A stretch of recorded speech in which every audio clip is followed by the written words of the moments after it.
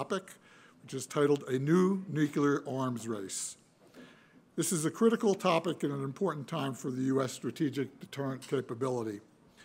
The United States is in the process of executing more than a $250 billion recapitalization of all parts of the triad: new submarine, new bomber, new ICBM, new long-range Alchem replacement. So all those facets, these items have not been modernized since the Cold War.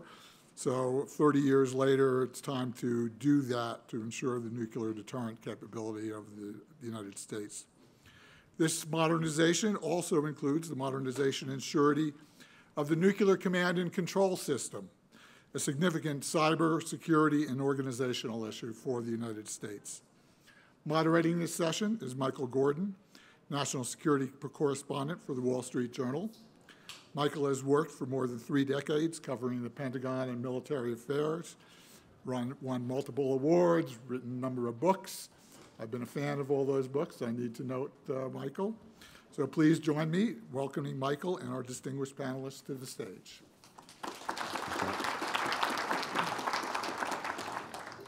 Well, let me first introduce the panelists, and because we have 4, and what I think is going to make this event particularly interesting is not merely the subject matter, but there, in terms of the views of this group, I think there's going to be some real diversity here, and different perspectives. And I'll just start from the left and work on down. First, we have Frank Klotz. I mean, these people are in your book, the former administrator of the National Nuclear Security Administration, who I think I first met when I was based in Moscow as a correspondent, and we saw the rise of Putin, and which coincided with the Second Chechen War. And to his left is Bonnie Jenkins, who's a non-resident fellow at the Brookings Institution now, but was at the State Department as a coordinator for threat reduction programs and had ambassadorial rank. And to her left, Frank Miller, who I've known for some time, who has served in a number of really important positions in the Defense Department, on the National Security Council as a senior director for defense programs, and who had a role in the drafting of the Pentagon's nuclear posture review. And so, which is really what is the roadmap for where the U.S. is going in terms of its strategic modernization.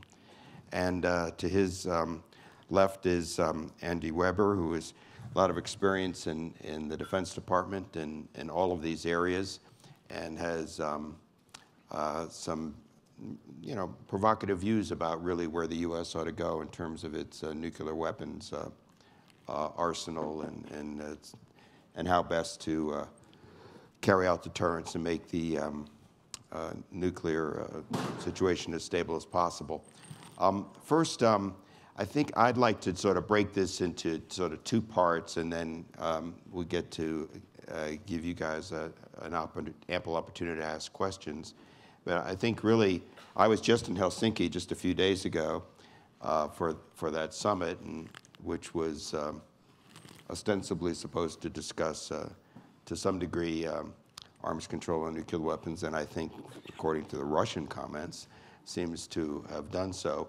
But first, I'd like to start with what the U.S. is doing on the nuclear modernization side, and which is a very ambitious program, which is actually $1.2, $1.3 trillion over the life of the program, upgrading the entire arsenal over really an extensive period of time, air, land, and sea.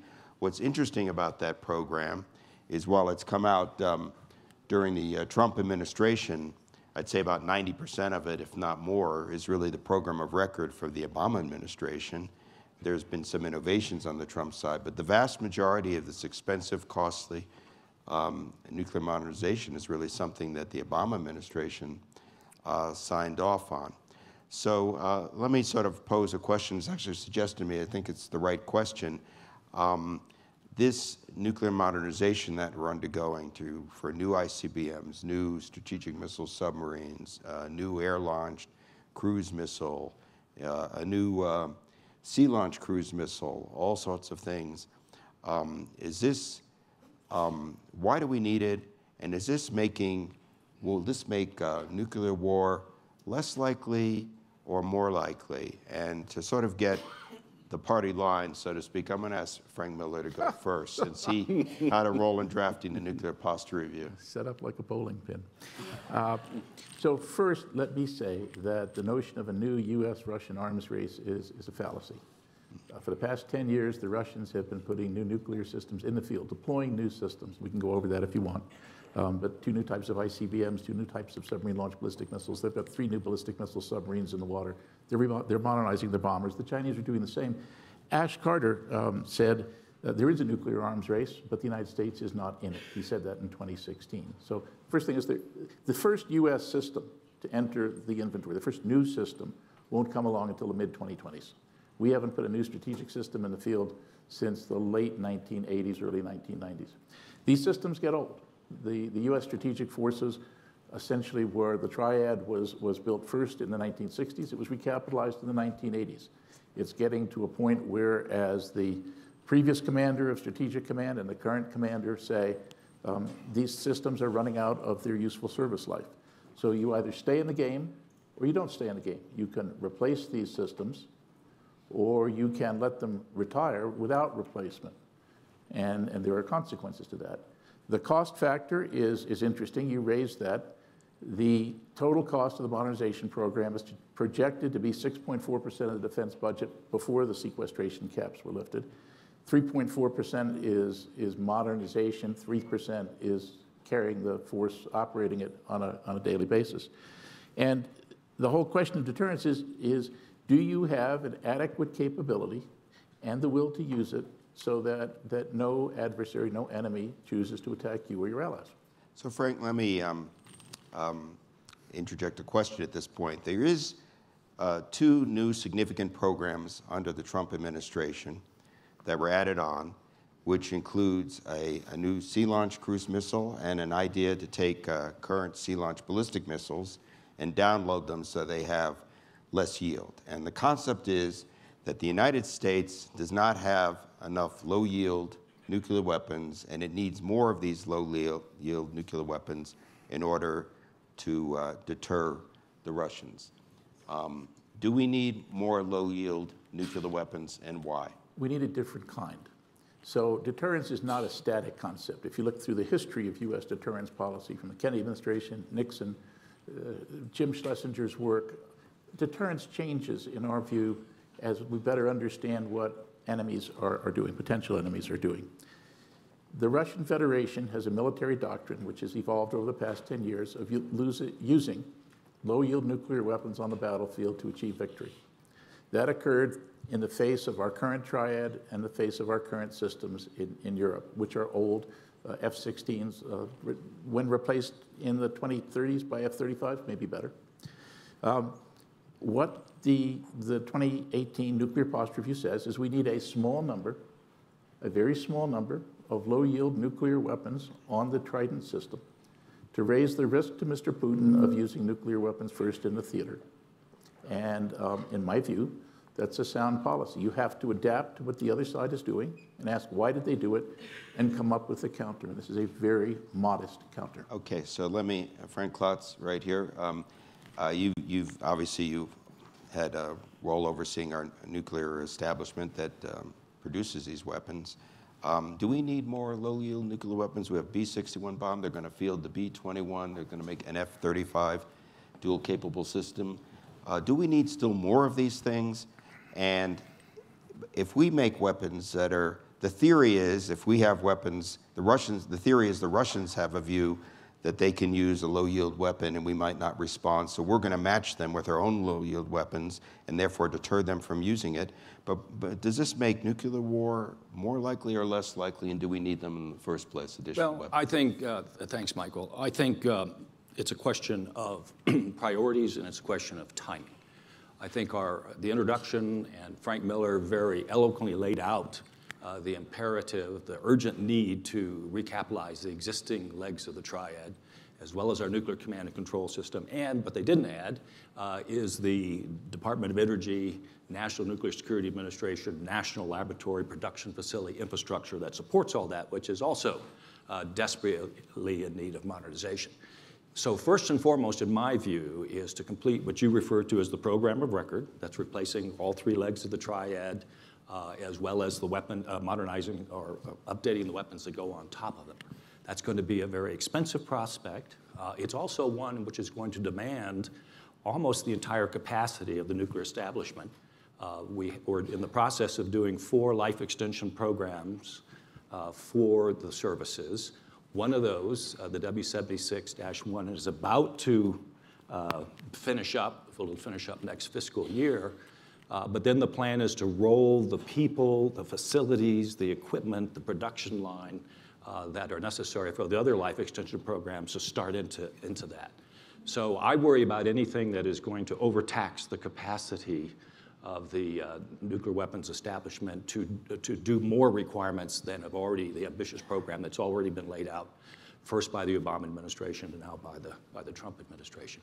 The other thing is we already have, as the Nuclear Posture Review that came out earlier this year says, a number of different options for multi-yield. They happen to be bombs carried by the B-2 bomber and the air-launched cruise missile carried by the B-52. Now, truth in advertising, before doing the Department of Energy, National Nuclear Security Administration, I was for 39 years in the Air Force. And I recognized those weapon systems were our Air Force weapon systems. But I happen to feel that they provide extraordinary capability. And with the replacement of the B-2 bomber with the B-21 bomber, the F-35, which Frank mentioned, and the long-range standoff capability in the new cruise missile, I think we have the types of capabilities we need for the type of deterrent we need. So your view is you basically applaud the Nuclear Posture Review. You're less convinced that we need to add these 2 new systems that the Trump administration has proposed, a new sea-launched cruise missile and a downloaded until we get done with the program of record.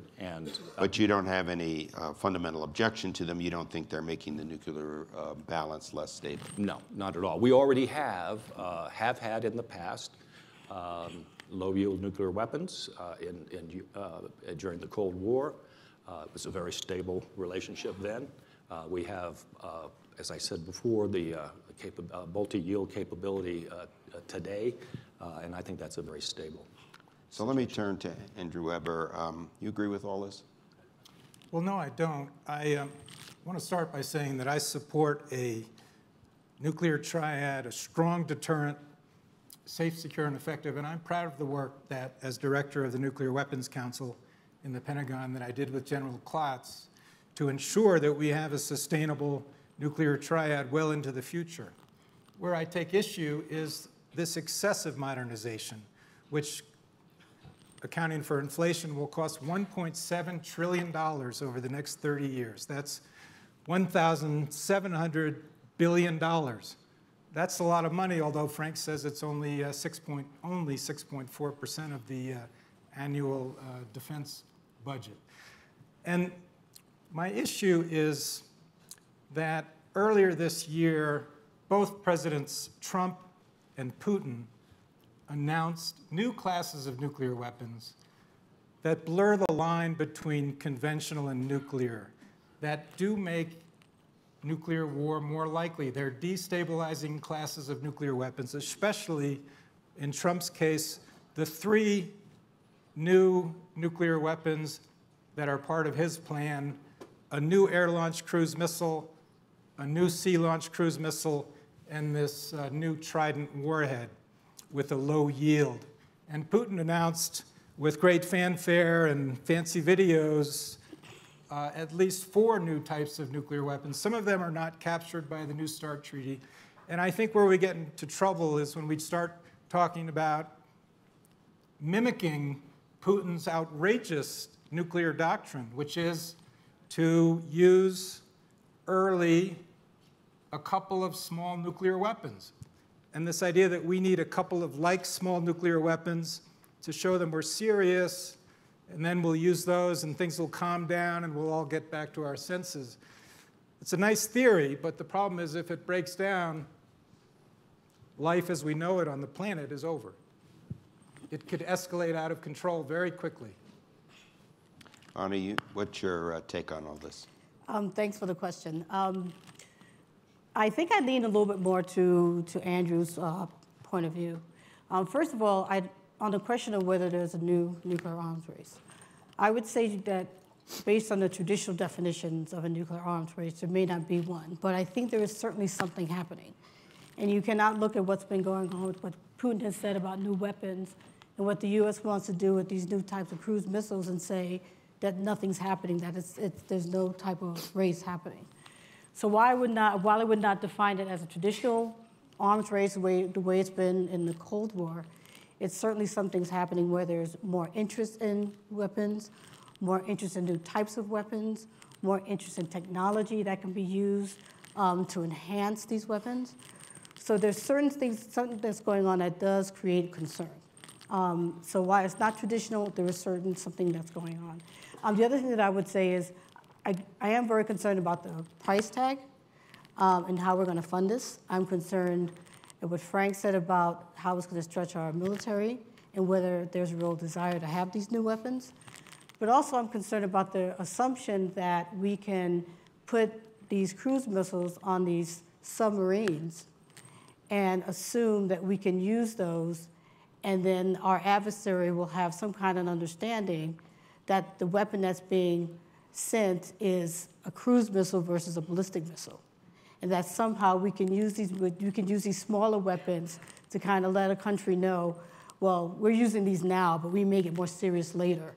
You know, how do the other country know that? How does the other country know if they see a missile coming from a submarine-launched ballistic missile that has, you know, these powerful weapons? How do they know which one it is, and how are they going to react in a different way? They're going to react by just using all of their weapons like they would regardless of what kind of missile it is.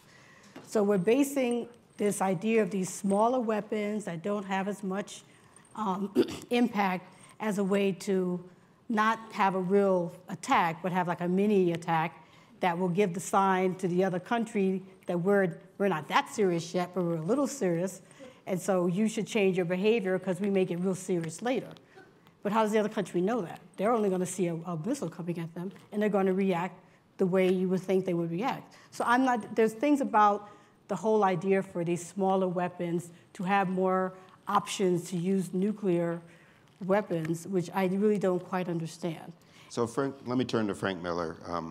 So part of the theory of this is that the Russians are deemed to have a strategy and a doctrine of what one person in the Pentagon, I think it was General Dempsey, called escalate to de-escalate, which is that if they begin a conflict, a conventional conflict, and they're prepared to make a limited use of nuclear weapons to sort of end that conflict on their terms or avert defeat. But Frank, how do we know the Russians actually have this doctrine? What's the evidence for that? And to Bonnie's point, if they make a limited use of nuclear weapons and we fire off a cruise missile, how do you control escalation? How do they know what's coming off the submarine is a low-yield weapon or a high-yield weapon? Okay, so three things. First of all, the sea-launched cruise missile is not coming out until the 2030s, right? This is a concept, so you don't need to worry about that now. That's mid-2030s. The second thing, a point Andy made, the Defense Department's been very clear that this is not about mimicking Russian doctrine. This is about coming up with a counter to something that the Russians have been doing, and that's to your point. We have watched the Russians buy lots of low-yield nuclear weapons for their ground forces. We have watched them exercise these, and we have watched them talk about this. This is something that the U.S. government believes, that the Russian military believes in. It's something that the British government believes in. The Secretary General of NATO has also said this is what the Russians are thinking. And it's something that's developed over the past 10 years in the face of our nuclear capabilities. And so the question is, unless you want to believe that the Russians are stupid and foolishly spending money on buying these toys, why do they think they have them? And do we need a counter to suggest to them, not to get into this nuclear warfighting 1 versus 3, don't use a nuclear weapon, period. Because we now have come up with something that matches your capability and therefore don't go there. That's the reason. Frank? I agree with what Frank just said, and I'd also like to add a technical point to something that Andy said. He used the term new air-launched cruise missile. In fact, we've had an air-launched cruise missile since 1982. That is an aging system now. It is in need of replacement. The warhead that goes on it is in need of life extension. So the new cruise missile, which is referred to as the long-range standoff capability, or LRSO, is a very, very important modernization effort we need to undertake.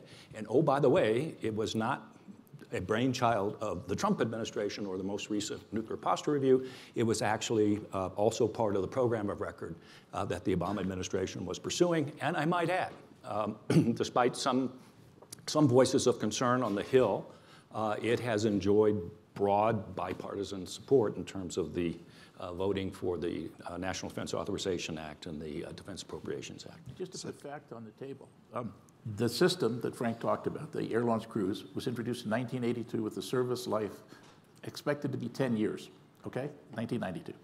The Minuteman III ICBMs were introduced in the 70s and have gone through enough life extension programs to make all of our hair gray. You can't do that anymore. And the strategic submarines, the Ohio-class submarines, first introduced in the 80s, each will have a projected service life of 42 years when they're retired, when the new boats come in. That's the longest we have ever operated a nuclear submarine. And at some point, those things become unsafe. So you have to retire them whether or not there's a replacement. So we're paying the price for not doing things in the noughties to replace them.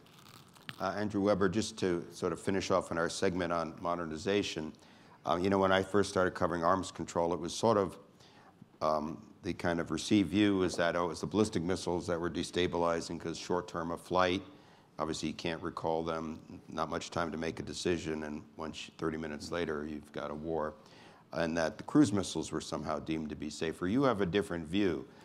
And I think can you explain it to the audience? Because it's not just, you know, you have a view that because of the fact that some are conventional, that the cruise missile could actually be a destabilizing system. Yeah, I believe that, along with Sir Philip Hammond, that nuclear-armed cruise missiles are the most dangerous and destabilizing class of nuclear weapons. And I'll tell you the reason why. They can be launched without warning. A ballistic missile launch, we get more warning than a cruise missile launch. And what is especially troublesome... Meaning the adversary can't detect the launch. We can't detect the launch. We can't defend against them. But what's very disturbing is that you have no way to discriminate between a cruise missile coming towards you from a nuclear power with a conventional weapon or a nuclear warhead on the tip. It's this discrimination issue that makes it high risk for escalation to nuclear war. And I think we have an opportunity through arms control, and we'll talk about this more, to do what Reagan and Gorbachev did and build on that, eliminate this very dangerous class of nuclear weapons. They got rid of the ground-launched nuclear-armed cruise missiles. There's some problems, obviously, with Russian lack of adherence to the INF Treaty, but the concept was right. Let's focus on capping and eliminating these very dangerous and destabilizing classes of nuclear weapons, and then we can reduce the risk of nuclear war, including accidental nuclear war. So that's a good transition to arms control. So one thing that's, if you sort of step back from like current events, it's a good question. What is the future of arms control? So for decades, it was to limit and then reduce the number of nuclear weapons. But right now, at this point, and this even predates Helsinki or anything of the kind, there's no effort going on now between the United States and Russia to discuss further reductions in nuclear weapons. It wasn't happening at the end of the Obama administration either, because the Russians weren't interested in that. They're doing their own modernization. So we have now a New START treaty that expires basically in February 2021. There's no negotiation going on now to create a follow-on treaty that would make further reductions. Both sides are modernizing or upgrading with more capable systems, and at the same time, the Russians are egregiously violating a totally different treaty, the INF Treaty, which bans land-based Russian and American missiles of intermediate range by deploying an illegal ground-launched cruise missile. They don't even really acknowledge the violation, and efforts to address it in diplomatic channels have gone nowhere.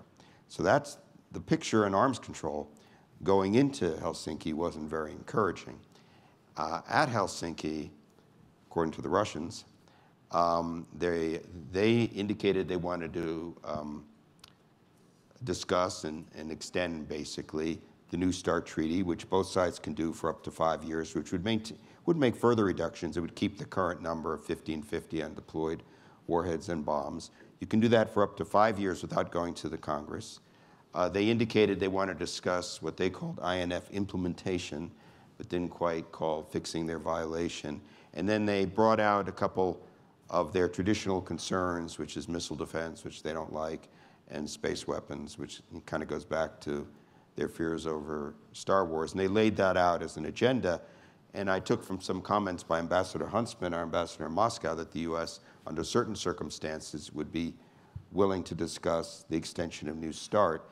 The question is, and should we extend the New START treaty for 5 years without having the Russians fix their violation of the INF treaty? Frank Miller? Well, let's go to first principles. I mean, arms control isn't an end in of itself. Arms control is supposed to produce stability. So that's the first point. A second point is not only are the Russians violating the INF treaty, they're violating 7 other treaties. The Istanbul Accords, the Budapest Accords, the nuclear initiatives of 91 and 92, the Chemical Weapons Convention. I could go through the whole list if you want. So the question then becomes, if you sign an arms control pact with the government, which then it becomes a serial violator of arms control, and you say, well, let's just extend this other one, you're showing absolutely no regard for the treaty process and for the whole point of signing a treaty which is adherence by both sides. So the question for the US government is, does the Russian government get a free pass for violating 8 of the 9 treaties that it's currently signed? That's the second question. The third question is, what does New START do for you? The current strategic balance is stable. As Tori has said, the Russians are running out of money for many of their new systems. They can load more warheads up in the absence of New START, but okay, the balance is stable. What's not captured are the short-range nuclear weapons that are threatening our NATO allies, of which the Russians continue to have a large and growing arsenal. So again, if you're going to talk about arms control, talk about adherence, and talk about going after the threats that are dangerous and real, as opposed to simply extending a treaty. Well, to play devil's advocate before asking one of the panelists to address this, what New START does give us is verification procedures, monitoring, and when you lose that, I think there are many in the U.S. military that would like to preserve those capabilities to keep tabs on what the other side is doing. Second, it is a little weird to be entering into a realm in which there's no strategic arms control. We've had imperfect strategic arms control, but to have expired treaties that introduce another element of uncertainty. Lastly, there have been periods of history where we have negotiated new agreements while there have been violations of other treaties. When I first started covering this stuff, the Russians were violating the ABM treaty by building the Krasnoyarsk radar, but we still engaged in negotiations over the INF treaty, which was a success until recently. Frank Klotz, should we extend New START without fixing INF? No, but I think we should extend New START, but it's a question of resolving many of the issues which Frank Miller just brought up. But there is benefit in having a strategic arms control treaty in force. You mentioned one of them, the verification and the certainty that it gives the U.S. military and the U.S. intelligence community about what the Russians are doing, and vice versa. It also, constrains adversaries' abilities to build up. The but part of it is the Russian violation of the INF treaty is egregious, and it has to be dealt with in some way. And it's not something that we have to decide at this particular moment. I would add it's probably necessary to begin the process of having discussions at the level of diplomats because of the experience that I've had with arms control negotiations, many of them alongside Frank, over a number of years, is these things take a long time. There are a lot of details that have to be worked through. Now, having said that, one of the things which was part of the New START ratification process was a view expressed by the administration at the time, the Obama administration, is we need to broaden the aperture of strategic arms control negotiations to include other nuclear powers, specifically China.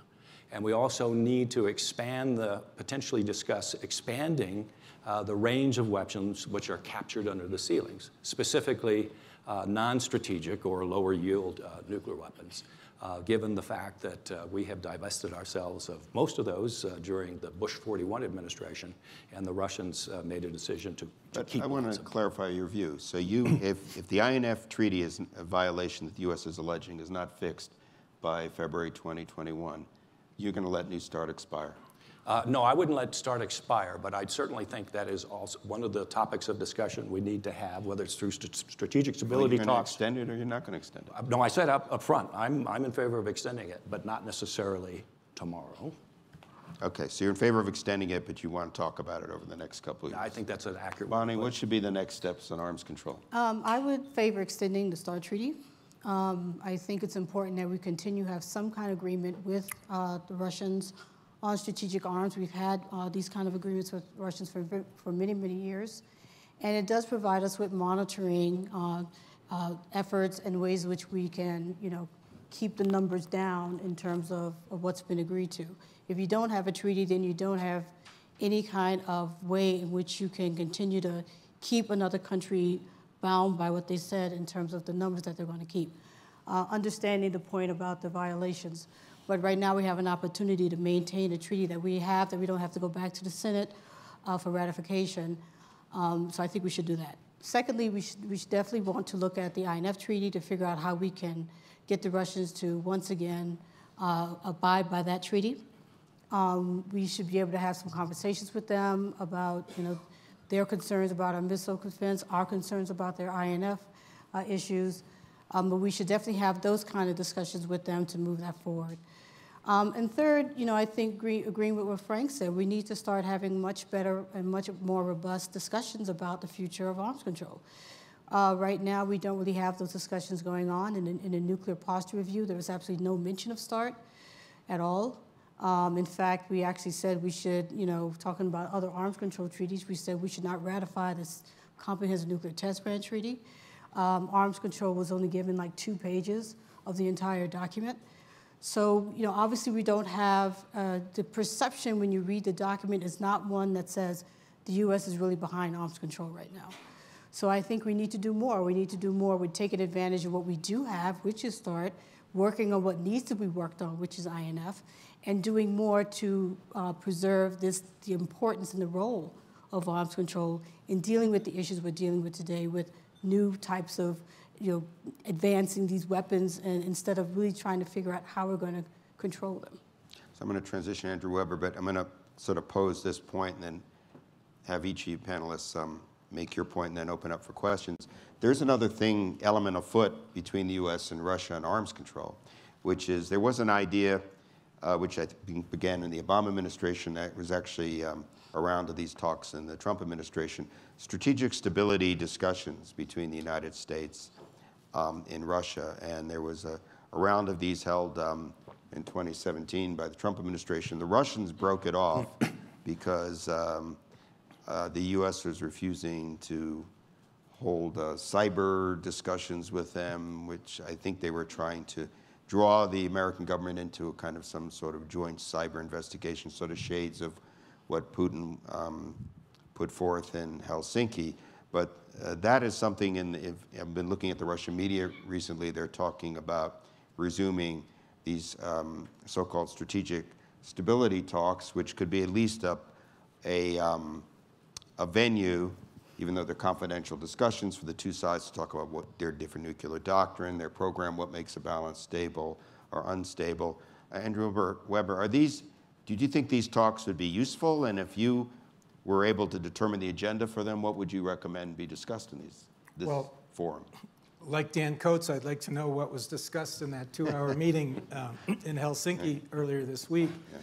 But arms control is not some Pollyannish concept. It's about hard security. It's about protecting the United States of America. And we are in a very strong position. We have a formidable nuclear deterrent, the best in the world. And I think we're in a position of strength right now. So we have to preserve the New START Treaty, extend it from 2021 to 2026. 2026, in nuclear weapons terms, is really just a blink of an eye away. We need to get started now talking about what comes next so we can capture some of these new weapon systems that Putin has announced and the ones that Trump has announced. And I agree with Vice Chairman Selva, General Selva, that these new nuclear weapons systems that the United States is embarking on give us leverage in an arms control negotiation. They're essentially bargaining chips. But if we don't use them, if we don't have those talks, if we don't bargain and sit down with Russia and in our mutual interests, and we did this in the depths of the Cold War, we need to sort of, the statesmen like Ronald Reagan and Gorbachev, we need to think back to what they accomplished in the 80s and try to get back to some of those basics. Also, of course, we need to fix the INF violation. It's egregious. I think we can do it if there's political will. But we need to start thinking about the future of nuclear weapons, stability, and bringing other countries like China, India into the mix. Eric Miller, if you had to talk to the Russians in strategic stability talks, what points would you make to them? And what about this point that that arms control has just been about us and the Russians? And is it even possible to bring the Chinese into this discussion? How would you do that? The first thing I would say to you is that I don't oppose extending New START in 2021 if the idea is to improve or to continue to maintain a verification capability. But we need to be clear about what we're doing and why we're doing it, and if we are prepared to ignore the Russian violations, assuming that those violations have not been corrected. That's the first thing. Second thing, of course we ought to be talking to the Russians about strategic stability, although we have probably very, very different views about what strategic stability is. And a point Andy made is that some of the new weapons that Putin is flaunting are designed to escape the New START process. So again, we need to be clear about that. We need to be clear about the burgeoning threat to our NATO allies with their short-range nuclear weapons. So all of this is a mix. I think the final point is while, look, US-Russian arms control is hard enough. The British, the French, and the Chinese are the three next nuclear powers in size. Each government has made clear, the British and the French particularly for decades, we'll join arms control talks when your levels are down to ours. I mean, there is, however your ambition, US and Russian levels aren't going to be getting down to the British and French levels in the near term. So it's a lovely idea, and we can have conferences on that, but I don't think that's a realistic expectation for the near term. Okay, Bonnie, and then Frank Klotz, and then open questions. Yes, I would like to agree with that in terms of bringing in some of the other countries. I think it'd be great if we could bring on other countries, but I really don't think that they have an interest in being part of a disarmament discussion until our levels are much lower. I know for the case of China, for example, it feels as if it has the exact number that it feels it needs to have for its own defense. Now, of course, it's a little concerned about some of the talk that Russia and US is having about modernizing, and which they're also doing, but some of these new type of the weapons we're talking about with the cruise missiles, that has created some concern that they may want to increase their numbers by a small number. But they obviously feel that they have the number that they need, which is about 270 or something like that. So they're not going to be interested in getting into a disarmament discussion until we are much lower. And until they feel that there's a reason that they should feel that they should get rid of the ones that they have, which they feel is the minimum they need.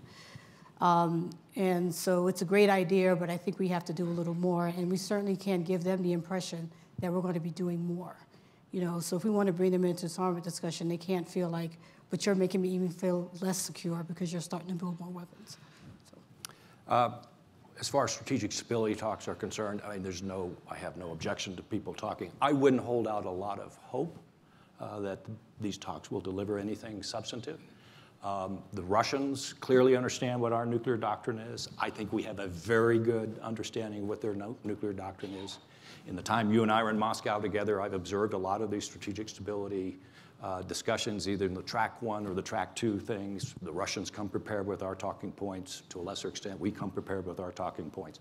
Where we have been successful is when we have worked on specific definable outcomes, such as the Incidents at Sea agreement, where we discuss ways in which we can reduce the possibility of misperception or misunderstanding in a particular situation. So to the extent that we can find those types of things to talk about, I think that's useful. But just to say we're going to have strategic stability talks and hope for there to be some profound change in view or some definable outcome. And China? China, we, as a country, again, both at the track 1 and the track 2 level, we've tried very hard to get them to talk about doctrine. Don't you think China needs to be part of it? Isn't that your view? My view is, yeah, they should be, but they have sort of stiff-armed us over the years, not willing to talk about that particular subject. Michael, can I just add a quick point on China? In my discussions in Beijing with Chinese nuclear experts, while they don't want to talk to us about numbers, because the United States and the Russian Federation are still in the thousands of nuclear weapons, and they're in the low hundreds, we can have a discussion about classes of nuclear weapons. And in the case of nuclear-armed cruise missiles, China has not made a decision to deploy nuclear-armed cruise missiles. So there is some interest in Beijing in foregoing the deployment of nuclear-armed cruise missiles as part of a larger several lateral, 4 or 5 countries, arms control arrangement. Okay, let's open it up for questions.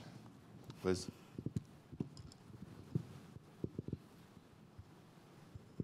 Thank you. I'm Liz Sherwood-Randall. I had the privilege of working with each of the panelists over many administrations. Thank you for your service to our country.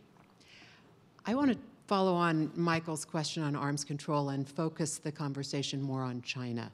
One of the reasons the prior administration advocated for the development of the air-launched cruise missile that Andy opposes is that China's aerial defense strategy creates a challenge to our deterrent going forward, and we want to be sure that we can use our capabilities without having to fly over China to deter China. So that leads to a discussion about China's development of its arsenal, which we haven't talked about at all here. China is pursuing advanced systems that in the future could threaten our deterrent. Presently, it's not about numbers. It could be in the future, but it's more importantly about capabilities. And so I'd like to hear from each of the panelists, especially the two Franks, their views on what we need to do to think about our arsenal and our future capabilities as they relate to China, looking at both the program of record and the proposals that have been made by the new administration, and whether there are additional things we should be doing to anticipate the Chinese threat, because as you correctly noted, it takes us decades to get a new system fielded, and we first have to complete the projects that are underway, Frank. Thanks. Liz, I think you put your finger on a very important subject. The Chinese are 2 new types of ICBMs, 4 new SSBNs in the water, armed with new missiles, on the verge of making decisions about cruise missiles, working on hypersonic systems, something for Aspen Institute next summer, space. An enormous amount of Chinese and Russian military activity in space, which the U.S. government has really failed to talk about. All of which could be a threat to the deterrent. So there is a real need to have some sort of a dialogue with the Chinese. The question is, as Frank Klotz has said, is will the Chinese talk to us? They don't talk about their force structure. They don't talk about their doctrine. So we need to try to engage. My expectations for a successful engagement are medium and low. But that doesn't mean we shouldn't try. And I think particularly in the area of space, and cyber and threats to command and control links, that's absolutely crucial. So yeah, I would absolutely support that. I think all that's true. For many, many years, those of us who are watching Chinese nuclear developments viewed it with concern, but a certain amount of equanimity, because they didn't seem to be involved in an all-out race to try and catch up either with the Soviet Union or Russia or the United States. My own views on that, I think, have changed dramatically in the last 5 years or so because of the fact that a number of their programs are now bearing fruit, as Frank Miller pointed out. Things like the sort of in-your-face shoot down of their own satellite to demonstrate their capabilities in space. And more importantly, deterrence is not just about nuclear realm, it's also about the conventional realm. And the investments that the Chinese have been making to deny, potentially, US and our allies access to East Asia is a very worrisome development, and quite frankly, their capabilities in that area are very sophisticated and very modern. Let's take another question. Can I just say something very briefly? I just want to respond. Your question is a great one, and that's why when I started out, I said, what we have now is not a traditional arms race. It's different. And this is not about numbers as much. It's about technology and finding new ways to improve capabilities. And so I think it is very important, I think, that we could consider how we can work with China, since they are starting a lot of these things, trying to find if there's a dialogue that can take place. And maybe we need to try to find a new type of arms control negotiations. Maybe the traditional ones don't work. Maybe we need to find a new way that we can engage countries on these new type of systems or stronger capabilities to systems that do exist. So maybe we need to think creatively as we are confronting these new type of threats. Okay, this is good. Yes, you. Thank you, Michael. The shadow of the INF violations has sort of hovered over this panel. And most of you were pretty strong in condemning the Russians without specifics. But Bonnie, you raised an interesting point. You said we need to discuss their violations and their concerns about missile defense. Now, my understanding of it is they're threadbare and an excuse, but do you have another view? Do you think that the Russians have either a valid point or they have at least something that deserves discussion? Thank you. Since Ambassador Jim Jeffrey didn't introduce himself, I'm going to out him. Okay. Thank you. My main point really is, I'm not sure, not to say that they necessarily have a valid point, but they have a concern. And it's a concern about whether the missiles that we're putting in Europe are, would violate the INF Treaty. So there is an opportunity there to have a discussion.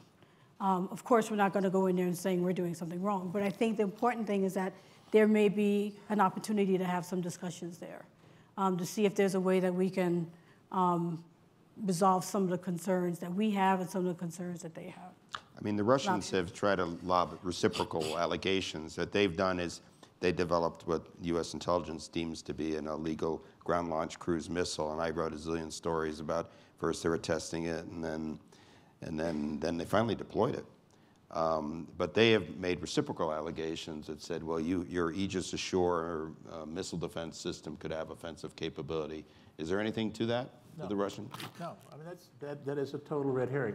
If the United States were to take Tomahawk cruise missiles and deploy them in those systems, Tell them what the Russian allegation is. The Russians allege that because the launcher system that's used to launch the tactical ballistic missiles that have gone into Romania and Poland are the same ones on ships that could also launch a sea-launched cruise missile, the existing Tomahawk, which is non-nuclear, excuse me, that therefore the capacity exists. And the notion that that system would become nuclear without the whole world knowing it, and that we could sneak them in covertly and practice these things being deployed in Poland and Romania is on the face ridiculous. The other point, Jim, as you know, the debate, the facts don't come out. There are more Russian anti-ballistic missile interceptors deployed around Moscow today than there are on the U.S. West Coast. And the Russians, like we, are looking at advanced ballistic missile concepts. So again, this is one of these false facts that's been thrown out to try to divert attention from what the Russians are doing. But again, look at the Moscow ABM system, which has been upgraded and which is larger than what we've got on the West Coast. So I think those are both the phony allegations designed to take attention away from their very real violation, which Michael was the first journalist to actually put out into the public domain. A question back there?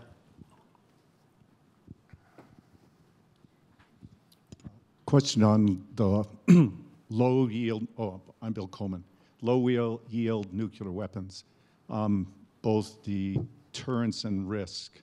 On the risk side, back when I was in the Air Force in the late 60s, early 70s, the Pentagon made a decision to de-emphasize tactical nukes. We had lots of them, Little John, Davy Crockett, all sorts of stuff. On the hypothesis that the use of tactical nukes would inevitably lead to a full exchange, why is that risk no longer being considered? The second part is deterrence. About 6 years ago, Leon Panetta made an announcement of a doctrine on cybersecurity that an attack on our infrastructure was considered an attack on our country. Why can't we use such a doctrine with use of tactical nukes to be more of a deterrent than just developing something that can raise the risk? Well, I think what you've done is just justify the low yield weapon, which is not a tactical weapon. The first fact is that with the Bush 41 administration, we virtually eliminated our arsenal of short-range nuclear weapons. The Russian Federation did precisely the opposite. They kept the systems that they had pledged to get rid of, and they have modernized them. Why? Because the Russian military seems to believe that there are some instances where they could use these weapons without a countervailing NATO effect, and therefore it would be a free pass. So the notion, and I stress this again, I can't stress enough, the notion of putting a small number of low-yield weapons on a Trident is to do exactly what you said, which is say if the Russians use tactical nuclear weapons, the United States has the capability of responding to that by going to the Russian homeland and to suggest that starting a nuclear war is going to put the Russian government in a situation where the world could end, so don't go there. It raises the risk significantly to the Russian government, and the reason why low-yield Trident makes a difference now is because the F-16s in Europe are aged and can't penetrate Russian air defenses. The air-launched cruise missiles that should have been retired a long time ago can't penetrate Russian air defenses. And for a deterrent to be credible, the other side has to believe that the system can actually reach its target if fired. Just to put a little specificity here, because we talk low yield. Frank, what is a low yield Trident a yield? It's approximate. Single digits. Digits of what? Well, kilotons. Okay, so it's like the size of a Hiroshima bomb? Well, I mean, if you want to be pejorative, you can say that, but it's not being pejorative. I'm just saying this is not like again. This is not like a firecracker. So just a second, when you talk about, I'm not making a judgment here. I'm just saying a low-yield nuclear weapon in this context, fired from a Trident submarine, is like a Hiroshima bomb. Is that correct? It would be lower than a Hiroshima bomb. And the second point is, this is what always happens when you get into the second leg of fighting a nuclear war. The whole point of deterrence is to convince the Russian political leadership not to accept the military's advice to use low-yield weapons, which would be about the same yield, oh, by the way, against our allies in Europe and against U.S. forces in Europe. So start the story at the beginning. Don't jump into the middle. And if I could just add one thing, one historical fact, Bill. I don't recall the reason why we reduced the number of short-range nuclear weapons in Europe under the Bush 41 presidential nuclear initiatives because we thought they were dangerous or destabilizing. We reduced them because the Cold War was over. The Berlin Wall had come down. Germany was reunited. There was no need to have all these weapons in Europe. I think the Bush administration thought they had at least a tacit understanding, or explicit understanding with Gorbachev, that the Russians would follow suit. They did to a degree, but not nearly to the extent we expected they should have or would. So just to foot stomp the point, the whole purpose of nuclear weapons is to deter war. And I think it was Ronald Reagan who once said a nuclear war can never be won, it must never be fought. And that's why we have this deterrent to ensure, whether it's low yield or high yield or medium yield, we never use these weapons. And Michael, back to the other point. Again, why have the Russians built a whole series of new tactical weapons? I mean, this is not a country that does things foolishly or because the 5-year plan decided to waste money that way. There was a reason behind them doing that, and therefore the Russian military must be deterred in a crisis or a war from using those weapons, back to Frank Klotz's point. It's the same reason we did it in the 70s, because at that time, the Soviet Warsaw Pact had conventional superiority over us, so we deployed all these battlefield nuclear weapons in Europe. Do you really think the Russians fear NATO's ground invasion of Russia? I don't. I think Russia's paranoid. They're very paranoid, and whether they're correct in being paranoid, we have to accept that they are paranoid, and they are worried about our conventional capabilities, our precision strike capabilities, even our Tomahawk, now conventional only cruise missiles. So we're down to our last couple minutes. So what I want to do is take a question over there, a question over there. Both state your questions, and maybe one way back there. Just all three of you, just say your questions, be concise, and we'll give the panelists a chance to answer, and that'll wind it up. Thank you, panel, for being here. My name is Justin Gerard from the University of Notre Dame. Mr. Weber previously highlighted the reasons he would be against a modernization strategy, and someone else brought up cybersecurity. So I'm wondering if there isn't a consideration about, as we add new digital technologies to not only maintain and carry out the launch of nuclear weapons, but even for the command and control of how that decision is handed down, if there's a consideration of maybe a digital, an adversary finding a digital exploitation in the command and control that would change their calculus of launching maybe a bloody nose attack. Let's get the rest of the questions. And there was one back there. Go ahead. Yeah, apologize for... You asked that, and then you... Thanks. Jonathan Kaplan with the Open Society Foundations. I'm just curious, in your imagination, under what scenario would you ever recommend a president use a nuclear weapon? And then the last question is over here. The impact of U.S. development of nuclear weapons on current and future proliferators and/or entities who would use asymmetric WMD, biochem. So since we're at the end, why don't the panelists just pick one of the questions you want to respond to and respond to one of those questions. Yeah, let me start with Chris Miller's point, and it's not specifically about non-proliferation. But I think one of the things that's been left out of this discussion, by design, as we discussed it ahead of time because of what Helsinki is, but the other part of nuclear security is ensuring that potential nuclear terrorists and potential nuclear proliferators do not ever get access to the technology, the know-how, or the special nuclear materials that are necessary to fabricate an atomic or a nuclear weapon. So part of our overall strategy, in addition to dealing with Russia and China and other nuclear powers, is to make sure that we don't have to deal with additional nuclear threats to our security. So thank you for raising that question. I would just add to that, I mean, I was part of a lot of efforts in the last administration on nuclear security issues, so that's a very important issue. On the cyber, I mean, that's a good point. The more weapons you have, the more you have to worry about things like safety, security, and even cyber. So it's not an issue that we talked about, but other things come with that, and you have to keep that in mind. That it's not just you're modernizing weapons to you in different platforms, but there's other things that come from that decision. And I would, when would I certainly would not use nuclear weapons. I would back away from using them from chemical, biological, or at least I would try to promote that policy if I was still in government. Certainly a nuclear exchange, but biological and chemical, I would not be one that I want to use a nuclear weapon.